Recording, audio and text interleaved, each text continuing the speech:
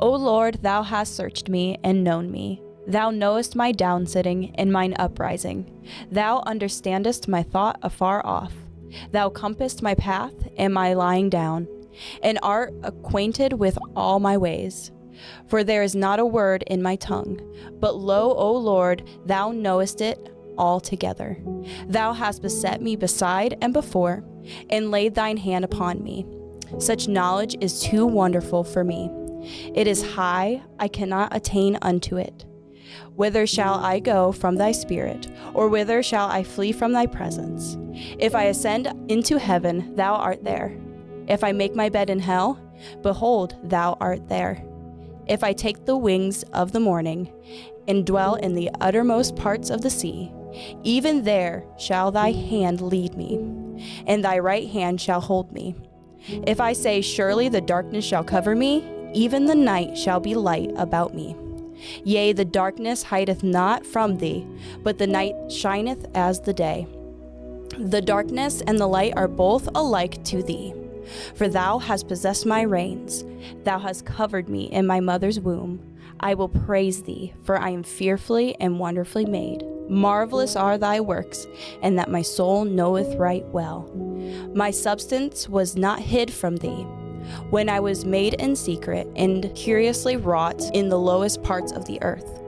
Thine eyes did see my substance, yet being unperfect, and in thy book all my members were written, which is continuance were fashioned, when as yet there was none of them. How precious also are thy thoughts unto me, O God! How great is the sum of them! If I should count them, they are more in number than the sand. When I awake, I am still with thee. Surely thou wilt slay the wicked, O God. Depart from me, therefore, ye bloody men, for ye shall speak against thee wickedly, and thine enemies take thy name in vain. Do not I hate them, O Lord, that hate thee? And am I not grieved with those that rise up against thee? I hate them with perfect hatred. I count them mine enemies. Search me, O God, and know my heart. Try me and know my thoughts, and see if there be any wicked way in me, and lead me in the way everlasting.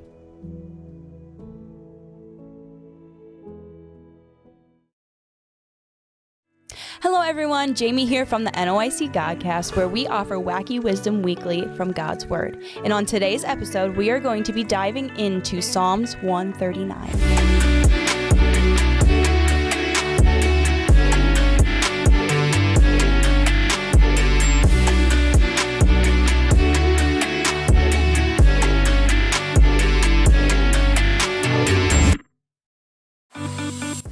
So I know that we're very aware of the verses in this particular psalm. They're posted on many baby things, bookmarks, and random Hobby Lobby decor. But it's just a small snapshot of what this psalm is actually showing us. David was trying to explain that the greatness of God and how it affects our lives every day. This psalm is broken up into like 4 separate parts. I was reading it and I was like, oh, these are kind of like, they're just like little sections. And so verses 1 through 6, they're all about God's in-depth knowledge. David is talking about how intimately God knows him, like personally, but he knows that in each and every one of us that same way. It's not just David. Like this psalm, obviously David wrote it. So like it is about David personally, but like God knows us that intently, that deeply in each and every one of us. He literally knows every single detail of every day for every single one of us. Not only does he know all of the details of that day and the days before, he knows all the details that are going to happen from the start to the end. Mm-hmm. And I think that's like one thing to like when you're thinking about that, it's hard to comprehend because you think of like, he knows what you're going to eat for breakfast tomorrow. He knows if you're going to stub your toe on something. He knows how you're going to react when you stub your toe. Yeah, he's going to know. He's going to be like, oh, I'm going to have to forgive that. But like, it's one of those weird things, like every small detail that you find just frivolous. Like it's nothing. Like he knows exactly what you're going to do. And it's hard to comprehend that. And then in verses 7 through 12, it's all about his inescapable presence. These verses are literally about how you can't get away from God's presence. There's literally no place that you can go that he doesn't see you. And there's nowhere you can go that he isn't constantly trying to reach you. Mm-hmm. I think that's a comforting thing, because I think that when we're talking about when you're human, we mess up. We mess up a lot. And God knows that we mess up a lot. He's constantly looking for us. He's constantly, it's not just I think a lot of, it comes back in my head of goodness of God, when that bridge where it's like, his goodness is running after me. It's not, his goodness is there and I have to go find it. It's not when something like, I think of like when you're playing tag and you get nervous and someone's running after you and like someone's in and you're like, I know that they're going to get me. I think of that same enthusiasm as that person wants to tag you because they don't want to run anymore. God has that same enthusiasm about you. He's running after you. And that's exactly what David is saying in these verses. He's saying, there's not a place. Not only that there's not a place that you don't know where I'm at, there's not a place that you're not willing to reach me, which I think is just, again, mind-believing. Well, I think that verses 1 through 6 and 7 through 12, like they go hand in hand. Mm-hmm. God literally knows everything about our life. Mm-hmm. He knows when he's running after us, if we're going to accept him running after us. And I think that's an amazing thing to think about, because God knows if you're going to accept him or not. He knows that when he's running after you, he knows if you're going to accept him.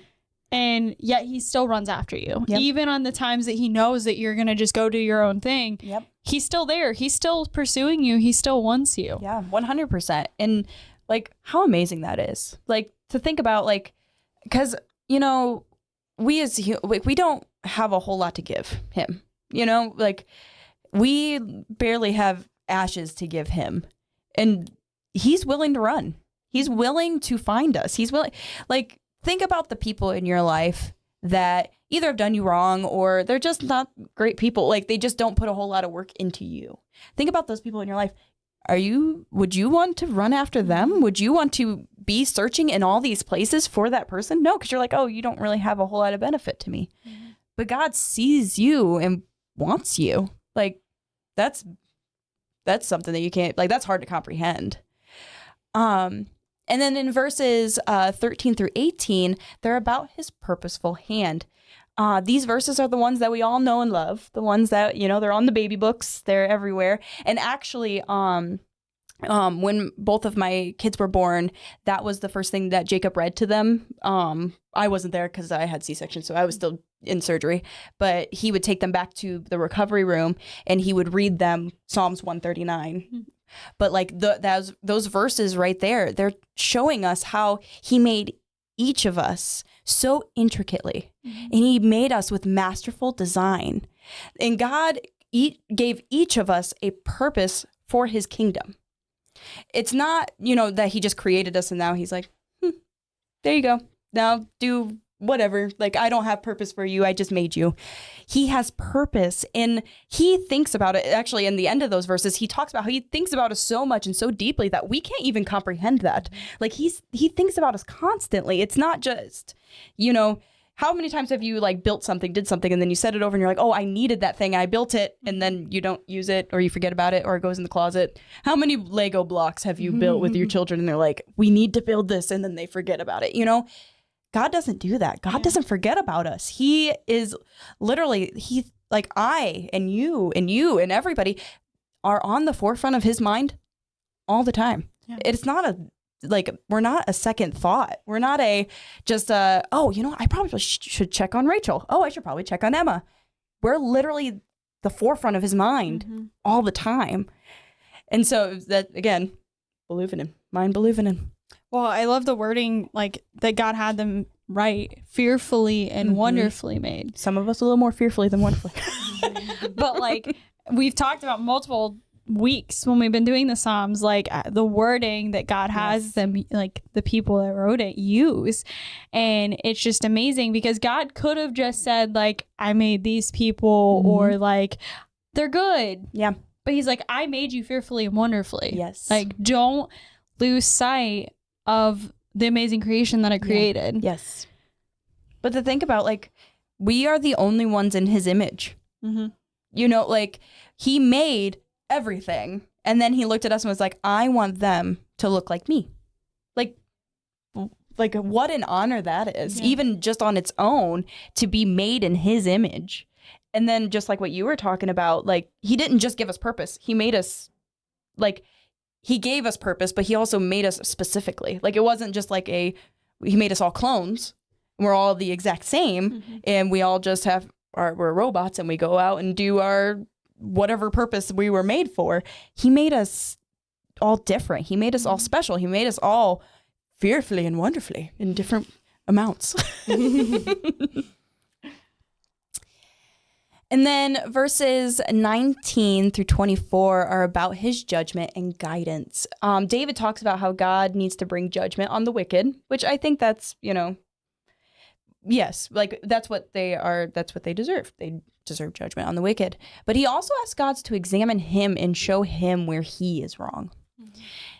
And I think that's something that goes hand in hand with being fearfully and wonderfully made. So manufacturer, if there's a problem with the product, where do you go? The manufacturer. Mm-hmm. And so when he made us, obviously he made, our original intent was not to be sinful, but we made it sinful. And so now that we have this, we need to be going back to him. I think it's very easy, especially nowadays where like sin is like, oh, well, sin is just, some people have it, like it's just very light and airy and like a cold. Yeah, like that's how we kind of treat sin as like a minor illness, a seasonal allergy, when this is a terminal illness. Yeah. Like truly and honestly, that's what we play with it, like, oh, maybe I'll take some cold medicine, not like, oh, I need actual treatment for this. And that's where we fail. Like, we have to go to him. That's the only way that you can die under sin, is not allowing God to fix it. Not allowing God to look into you and be like, oh yeah, that's messed up. And that's what David's saying here. Search me, look at me, make sure there's no wickedness in me. And then finally, David is asking God for the desire for everlasting life. Not something that's temporary and will give you temporary gain, but a life that is solely focused on God. I think, actually, I was just talking to the kids this morning. We were talking about the treasures laid up. Where your heart will also be, if you're, on earth or in heaven. Also, the kids were very concerned that the moths were going to eat their clothes, because I told them that's like, you had to buy mothballs and stuff. But I don't know why they don't do it anymore. I think it's because we have fake clothes now. But but they were very concerned. But when I was talking about like earthly treasures, and they're so young, my age group for Sunday school is 5 to 8. And I remember being that age and not understanding it, but I was like, your toys, your games, the food that's in your pantry, like when you go to heaven, that's not gonna, you don't need that anymore. And they were all like, oh, will there be toys that look like ours in heaven? Like, they were very concerned, and like, that's a very, immature mindset because they're children. But think about that, God, these things are temporary. And I'm like, guys, I don't know if there's gonna be toys in heaven. But what I do know is that God has everything that we need. If they're not there, you don't need them. Like, God is what you need. That's what an everlasting life is. It's not the, oh, how big of my house is it, or how cool my phone is, or what cool games I bought, or any of that stuff. And I told them, like, it's not a sin to have those things. It's a sin to put those things above God. And that's going to be temporary. That's going to burn. That's, wood, hay, and stubble. The things that are going to last, and we were talking about the fruits of the Spirit and different things like that, but the things that are going to last are the things that give you everlasting life, and that you can only get that by God. And that's what David is asking for, and we should all be asking for that. Now, that desire is hard because your flesh wants the earthly things. Your flesh wants, like again, it's just like the immature child. Like, what do you mean my toys are gonna all burn? You know what I mean? Like, what do you mean, like, I won't want these things?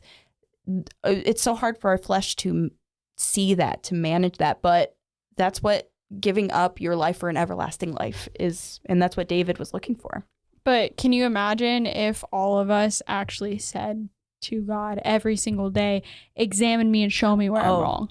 Like, we would be a totally different church. We'd be a different nation. We'd be a different world. Exactly. And that's what's like amazing, because we all say it and we all say, oh, I want God to show me what he wants me to do, or I want the, if we truly seeked Christ, like if we fully trusted him in that way, like that would just be amazing. Oh yeah, 100%. And I think as a mom, a lot of things I do are filtered through a mom lens because I am a mom, and so like when I read this, I was like, yeah, that, like, not only do I need to be search me for my wicked ways for me, but I got to be that way for my kids, because like if I allow things to stand in me, sinful things, they may allow those sinful things to stand in their lives as well. Like, as moms, we are one of the first battlefronts when it comes to sin getting into our children and like the lives that they will live.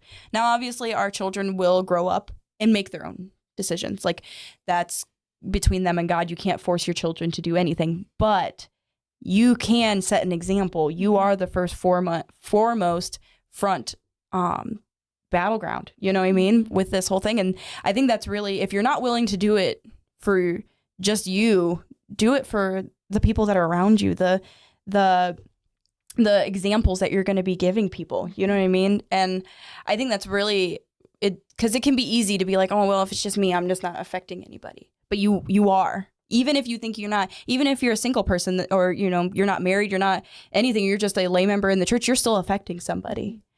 But yeah, no, I think when you're talking about Psalms 139, we do get that little snapshot, like, I am fearfully and wonderfully made. And it is like, that is empowering. That is in God. We are made with purpose and things, but also it's like, you've read down further and you're like, in order to be that, to do that, you have to get the wickedness out of the way. And so I thought it was just a good little thing to bring up there. But yeah, anybody have any fun stuff? Nothing fun here. No fun. We are not allowed to have fun in this podcast. So obviously my quote's from somebody that I don't know, because I don't know them. I haven't met him yet. I haven't met him yet. It was probably me. But the quote today is, I think we sometimes forget that God is all-powerful, all-knowing, and all-capable. He isn't just a God of sometimes, but a God of always. And today's featured content is by Shane and Shane. It is the title Psalms 139. So yeah, it is good. Oh, we had mailroom, didn't we? Oh. Do we have mailroom? I didn't bring my phone. I have my phone, but CJ also has his phone. yeah. Woo, wow. So we do actually have mail from Chuck, and it says, again, this series fell in God's perfect timing. Pastor Jason just did a couple series on Psalms 193. Not 193, but 100, also 93. I've really been enjoying it. Jacob's was the best, but I might be kind of biased. Love you guys. Keep up the good work. Thank you, Chuck. We appreciate it. We appreciate all the messages that we get. But if you guys want to, let us know if you've enjoyed this, and if this is something that you guys like, and it prospers you into something that you just don't think about the Psalms. Because I think sometimes when we read, for me, you're like, oh, I know this one. Like Psalms 139. I'm like, oh, I know this one. God, why are you pointing me towards this one? And then I'm like, oh, yeah, there's stuff in there that you didn't think about. But yeah, so thank you guys for joining us for this. And share, subscribe, comment. Let us know what you guys want us to talk about next. And we'll see you next week. Bye. Bye. I can't live this life. I can't go and do. There's no way I can live the life that they have talked about. I could never be good enough. See, the devil thought he had me right where he wanted me, but what he didn't know is that Jesus had me right where he wanted me.